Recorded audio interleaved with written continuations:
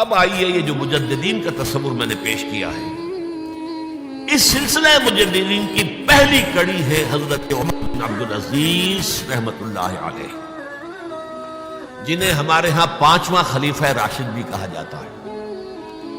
ولادت سن 61 ہجری کی ہے، انتقال ٹھیک 40 برس کی عمر میں 101 ہجری میں ہو گیا۔ خلافت صرف 2 سال حضرت ابوبکر کی طرح، سن 99 ہجری سے 101 ہجری۔ خود یہ مروان بن حکم کے پوتے تھے۔ بنو امیہ کے جو خلفاء ان کی 2 شاخیں ہیں، امیہ کے 2 بیٹوں سے جو شاخیں چلی ہیں، ایک حرب سے چلی ہے، اس میں ابو سفیان تھے لیکن وہ خلیفہ نہیں تھے، لیکن امیر معاویہ، پھر یزید کا بیٹا تھا معاویہ ثانی۔ دوسری شاخ جو تھی وہ مروان بن حکم سے چلی ہے، اور اس میں ہے اصل میں جو 10 خلفاء آئے ہیں بنو امیہ کے۔ یہ مروان بن حکم کے پوتے تھے، لیکن ان کی والدہ حضرت عمر کی پوتی تھی۔ یہ جو امتزاج ہوا ہے، یہ جو حضرت عمر فاروق رضی اللہ تعالیٰ عنہ کا خون ان کی رگوں میں پہنچا ہے، اب وہ بڑا مشہور واقعہ ہے، دلچسپ واقعہ ہے کہ حضرت عمر ایک روز اپنی رات کی گشت پر تھے، جو آپ خبر گیری کے لیے رات کو سفر کرتے تھے شہر کے اندر، تو آپ نے دیکھا small hours of the morning, صبح کا فجر سے کچھ وقت پہلے وقت ہوگا، ایک گھر میں سے آواز آ رہی ہے ماں بیٹی گفتگو کی۔ ماں نے کہا بیٹی بکریوں کا دودھ نکال لیا، دھو لیا؟ کہ ہاں امی۔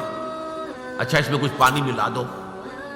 میں نے کہا امی آپ نے سنا نہیں، خلیفہ نے منادی کرائی تھی کہ دودھ میں پانی ملانا غلط ہے، ہرگز کوئی پانی نہ ملایا جائے۔ ماں نے کہا تو بیٹی خلیفہ یہاں کوئی موجود ہے، کوئی دیکھ رہا ہے، پانی ملا دو۔ بیٹے نے کہا کہ امی خلیفہ نہیں ہے، اللہ تو موجود ہے، اللہ تو دیکھ رہا ہے۔ حضرت عمر نے وہ بات سن لی، اس گھر کو آپ نے تاک لیا اور جا کے اپنے بیٹے عاصم سے کہا کہ وہاں رشتہ کریں۔ وہ ہے لڑکی پھر جس کے نسل سے یہ حضرت عمر بن عبدالعزیز یہ پیدا ہوئی۔ تو یہ در حقیقت پوتی ہے حضرت عمر فاروق کی، ان کی والدہ ام عاصم، اور یہ خود پوتے تھے مروان بن حکم کے۔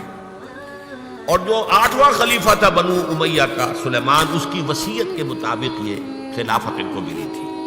اب آپ ذرا یہ سوچئے، جائزہ جو ہمیں آج لینا ہے، اس وقت تک دین کے اوپر کون سے گرد و غبار آئے تھے کہ جن کو حضرت عمر بن عبدالعزیز نے صاف کیا؟ ابھی 100 برس بھی نہیں ہوئے حضور کے انتقال کو، ابھی یہ 90 برس ہو گئے ہوں گے یا 80-85 برس ہو گئے۔ عقائد میں کوئی ٹیڑھ نہیں آیا، ابھی کوئی یونان کا فلسفہ نہیں آیا، ابھی کہیں کوئی منطق نہیں آئی، کچھ نہیں آئی۔ عقائد سیدھے سادہ جو عربوں کے تھے وہ ہے۔ اعمال میں بھی کوئی تبدیلی نہیں آئی، مسلمانوں کے اعمال اخلاق تقریباً وہی ہے، کچھ کمی ہو گئی، کوئی دنیا کی طرف زیادہ رغبت ہو گئی ہوگی، مال اور دولت دنیا سے زیادہ دلچسپی ہو گئی ہوگی بس، لیکن دینی اعتبار سے کوئی فساد، کوئی خرابی کوئی نہیں تھی۔ خرابی کہاں آئی تھی؟ نظام حکومت میں خرابی آئی تھی۔ اسلامی نظام حکومت میں، اسلامی خلافت کے نظام میں کیا چیزیں ہوتی ہیں؟ نمبر 1 اللہ کی حاکمیت، کتاب و سنت کی بالادستی، ٹھیک، یہ تو یقیناً جیسے تھی ویسے ہی اب بھی تھی، لوگوں کی انفرادی زندگیوں میں اب بھی تھی، اور یہ کہ کم سے کم نظری طور پر حکومت کی سطح پر بھی یہ حکومت اللہ کی اور کتاب و سنت کی ٹوٹل بالادستی، اس کو تسلیم کیا جاتا تھا۔ فرق کہاں آیا؟ خلافت راستہ شورائی حکومت تھی، کہ اب جو حکومت بنو امیہ کی بن گئی، جسے حضور نے ملکن کہا ہے، ملوکیت، آپ کو مانا انداز، ہمارا اختیار ہے، جو ہم چاہیں گے کریں گے، زمین و آسمان کا فرق واقع ہو گیا۔ وہاں خلیفہ کا انتخاب ہوتا تھا مشورے سے، امرہم شورا بینہم ان مشورت المسلمین۔ یہاں اب خلافت ہو گئی قبائلی، بنو امیہ، بنو عباس، اور موسی ہو گئی، باپ کے بعد بیٹا، بیٹے کے بعد پوتا۔ وہاں بیت المال مسلمانوں کی ملکیت، مسلمانوں کی امانت تھا خلیفہ کے پاس، اور خلیفہ کا حق اس میں صرف اتنا تھا جیسے کہ حضرت ابوبکر نے فرمایا، حضرت عمر نے فرمایا، اور یہی بات عمر بن عبدالعزیز نے کی کہ جتنا حق کے قرآن نے دیا ہے کسی مسلمان کو، اگر اس کی زیر کفالت کو یتیم ہو، یتیموں کا مال بھی ہے، اس کی دیکھ بھال وہ کر رہا ہے، یہ ہے یتیم کا، اگر وہ غنی ہے تو اسے ایک پیسہ بھی لینا یتیم کے مال میں سے حرام ہے، لیکن اگر وہ خود محتاج ہے تو وہ ضرورت کے مطابق اس سے لے سکتا ہے، جتنا کچھ بھی ایک یتیم کا ولی یتیم کے مال میں سے لے سکتا ہے، اس سے زیادہ خلیفہ کے لیے بیت المال جائز نہیں ہے۔ یہ معاملہ تھا ابو بکر صدیق کا، عمر فاروق کا، عثمان غنی کا، علی مرتضیٰ کا رضی اللہ تعالیٰ عنہ اجمعین۔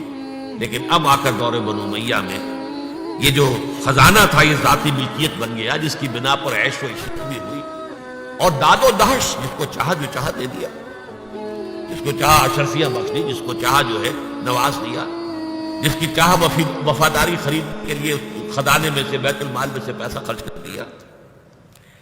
پھر عوام کے حقوق، یہ جو آپ کو ہیومن رائٹس کا تصور آج ملتا ہے دنیا میں، کسی شخص کو محض شبے کی بنیاد پر گرفتار نہیں کیا جا سکتا، اظہار رائے کی پوری آزادی ہے، ایک عام آدمی خلیفہ وقت کو ٹوک سکتا ہے کہ یہ کرتا آپ کا کہاں سے بن گیا۔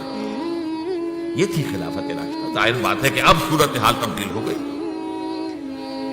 پہلے ملک جو تھا وہ اللہ کا تھا، اب ذاتی جاگیر بن گیا، اور اس ذاتی جاگیر میں سے جاگیریں دے دی گئی اپنے خاندان والوں کو، بنو امیہ کو سب سے بڑھ کر، اپنے جو بھی اور وفادار ہیں، جو بھی اور حمایتی ہیں ان کو۔ اس کے علاوہ جس کے لیے حضور نے اسے ملکن اعظم کہا ہے، ملکن اعظم، افزا یعوذ کو کہتے ہیں دانتوں سے کاٹنے کو، کاٹ کھانے والی، کٹ کھنی، جیسے کاٹ کھانے والا کتا ہوتا ہے، کٹ کھنا کتا، تو یہ کٹ کھنی ملوکیت، اس کے لیے نوٹ کیجئے اسی دور میں حضرت عمر بن عبدالعزیز سے پہلے اسی دور بنو امیہ میں سانحہ کربلا ہوا، عظیم ترین سانحہ۔ پھر واقعہ حرہ ہوا، 3 دن تک مدینے کو حلال کر دیا گیا فوجیوں کے لیے، جس طرح چاہو لوٹو، جس طرح چاہو عصمت دری کرو، جو چاہو، مال عزت سب تمہارے لیے جائز، مسلمانوں کے ہاتھوں ہوا اور مدینے کا ہوا، مدینے کا۔ پھر اسی دور میں حضرت عبداللہ ابن زبیر کی شہادت ہوئی سن 73 ہجری میں۔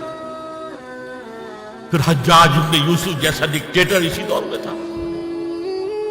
سینکڑوں تابعین کو جس نے ذرا کوئی بات کہہ دی، جس کے بارے میں ذرا اندیشہ ہوا کہ یہ جو بھی اس وقت کی حکومت ہے اس کے خلاف کوئی بات کہہ رہا، گردن اڑا دو، کوئی پوچھتا نہیں، کوئی مقدمہ نہیں، کوئی لگا کر ثبوت دینے کی کوئی ضرورت نہیں۔ سینکڑوں تابعین۔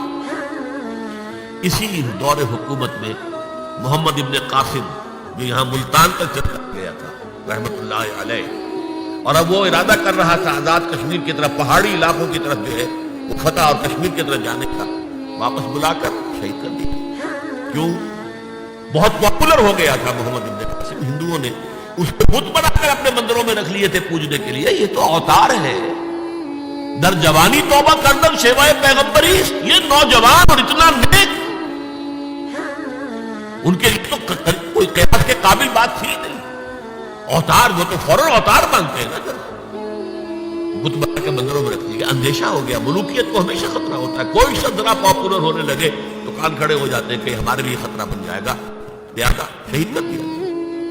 موسیٰ ابن نصیر کے ساتھ یہی ہوا، جن کے ایک جرنیل طارق بن زیاد نے عثمانیہ فتح کیا، بوڑھے جرنیل کو بلا کر سارا دن دھوپ میں کھڑا رکھا گیا ہے، یہاں تک کہ وہ بے ہوش گرا ہے، حالانکہ اس کی وجہ سے شمالی افریقہ کے بڑے علاقے فتح ہوئے، اور انہی کے جرنیل سے طارق بن زیاد۔ یہ ہے وہ کاٹ کھانے والی صفت جو ہے ملوکیت کی، ملکن عام۔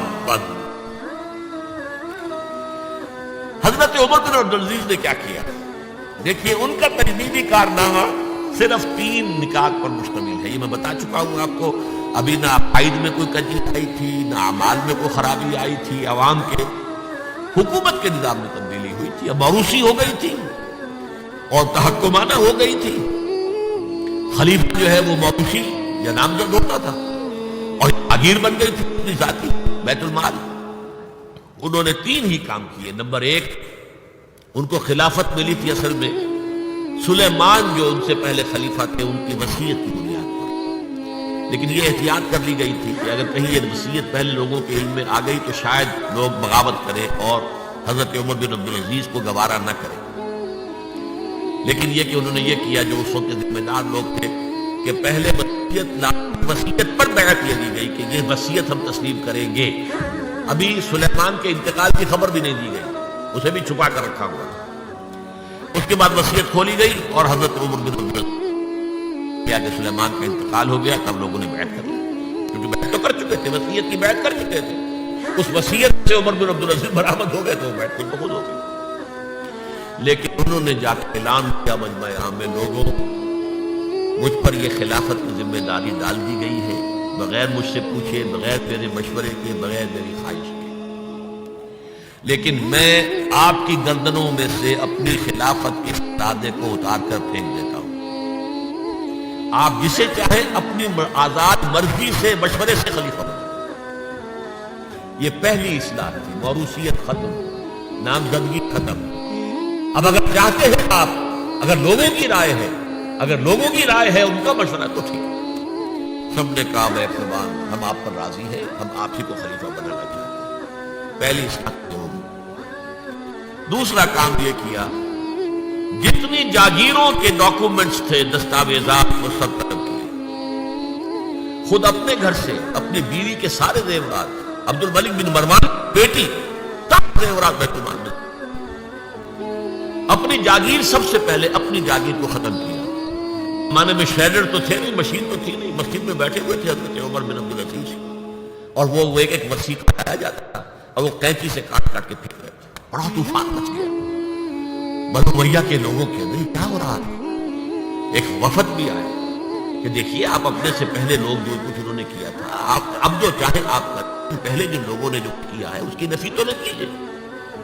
حضرت عمر بن عبدالعزیز پوچھتے ہیں دیکھو اگر تمہارے پاس ایک فرمان ہو امیر معاویہ کا اور ایک ہو ان کے بعد کسی 5ویں پشت کے اندر آنے کا, تو کیا فرمان کو زیادہ اہمیت ہوگی؟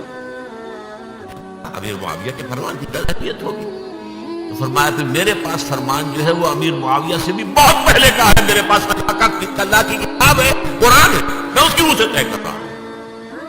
لہذا ہو جائے کمٹ میں, کوئی ناراض ہوتا تو ہو. ساری جاگیریں ختم کر دی. نمبر 3 واقعہ یہ ہے کہ خود اپنی زندگی میں جو اسرت اور جو تنگ دستی اور جو سادگی اختیار کی ہے, سمجھتا ہوں غالباً اس میں وہ حضرت ابوبکر حضرت عمر کو بھی مات دے گئے ہیں رضی اللہ تعالیٰ. حالانکہ بڑے بھی ایک تو حسین جمیل انسان تھے, خوش شکل, خوش پاس, شہزادے تھے, گورنر بھی رہے تھے, پھر جو ہے طویل عرصے مصر کے گورنر تھے, وہاں پرورش ہوئی تھی, گورنر کے بیٹے کی حیثیت سے اعلیٰ لباس پہنتے تھے, خوشبو کے اندر اس طریقے سے بسا ہوا کہ جہاں سے گزر گئے ہیں پورا راستہ معطر ہو جاتا تھا. لیکن اب اچانک جو آیا ہے, جیسے ہی بیعت ہوئی ہے خلافت کی, ان کی اہلیہ کہتی ہیں, حضرت فاطمہ ان کا نام تھا, کہ آ کر بیٹھ کر اور مسلے پر رونا شروع کر دیا. میں نے پوچھا کیوں, کیا ہوا؟ یہ بوجھ مجھ پر آن پڑا, یہ ذمہ داری, رونا شروع کیا. اور اس کے بعد واقعہ یہ ہے کہ انہوں نے ذاتی زندگی میں کپڑا صرف ایک جوڑا, 2 بھی نہیں, جمعے کے لیے بھی اس کے دھونے سوکھنے کے لیے انتظار کرنا پڑتا تھا, تب جا کر پہن کر اس کو جمعے میں جاتے تھے. ایک دفعہ آئے ہیں, بچیوں سے گفتگو کر رہے تھے, تو بچیوں کو دیکھا, عجیب بات ہے کہ وہ جو بھی بات کرتی ہے پھر اپنے ہاتھ کے اپنے اوپر ہاتھ میں رکھتی ہے. پوچھا کیا سبب ہے؟ کہنے لگی آج ہم نے صرف پیاز سے روٹی کھائی ہے, ہمارے منہ میں بدبو آ رہی ہوگی, ہم نہیں چاہتی کہ آپ کو اس بدبو سے چھوڑیں. حضرت عمر رونے لگے, لیکن کہا کہ میری بیٹیوں کیا تم یہ پسند کرو گی کہ تمہیں دنیا کی نعمتیں ملے اور عیش ہو اور تمہارا باپ جہنم میں جائے؟ ان بچیوں نے بھی رونا شروع کیا. سارے زیورات ختم, اپنی جاگیر ختم. وہ آپ کو نہیں ہوں گے, چراغ بھی ہے رات کو, سرکاری کام کر رہے ہیں تو وہ جو بیت المال کے تیل سے جو جلنے والا چراغ ہے وہ روشن ہے. خادم نے آ کر کو گھریلو بات کرنی چاہیے تھی, آپ گل کر دو پھر بات کرو. ذاتی بات ہو رہی ہو تو سرکاری جو تیل کا چراغ ہے وہ نہیں جلے گا. میں یہ سمجھتا ہوں, میں علی وجہ البصیرت کہہ رہا ہوں کہ میرے نزدیک تو اس قدر شاید باریک بینی کی باتیں جو ہے میرے علم میں نہیں ہے کہ حضرت ابوبکر وہاں کوئی ایسا کنٹراسٹ کنٹراسٹ نہیں تھا، اس لیے کہ حضور کے ساتھ جد و جہد کرتے ہوئے ان کی زندگیوں میں پہلے بھی فقر اور ساری فقر کی کیفیات تھی. یہاں تو اچانک ہوا کہ اس سے پہلے ایک بہت خوش باش، خوش شکل، بہت ہی ہر طرح کے ناز و نعم کے اندر پڑا ہوا انسان شہزادہ اچانک آیا ہے تو زندگی کے اندر انقلاب آ گیا. یہ ہے خلیفہ اول، خلیفہ خامس ان کو کہا جاتا ہے، خلافت راشدہ میں شامل کیا جاتا ہے. اور یہ ہے سلسلہ تجدید خلافت کی پہلی کڑی، اور اس کو ہم کہیں گے تجدید کامل تھی، کیونکہ ابھی خرابی آئی ہی صرف نظام حکومت میں تھی، اسی کو آپ نے درست کر دیا. یہ دوسری بات ہے کہ ایک بہت شارٹ لیوڈ رہی ہے، آگے نہیں چلی ہے، ان کو زہر دے دیا گیا، اس لیے کہ یہ بات زیادہ قابل برداشت نہیں تھی بنو امیہ کے پورے خاندان کے لیے، قبیلے انہیں گمان غالب یہی ہے کہ زہر دے کر جو ہے انہیں شہید کیا گیا. لیکن بہرحال پہلی کڑی ہے عمر بن عبد العزیز رحمۃ اللہ علیہ.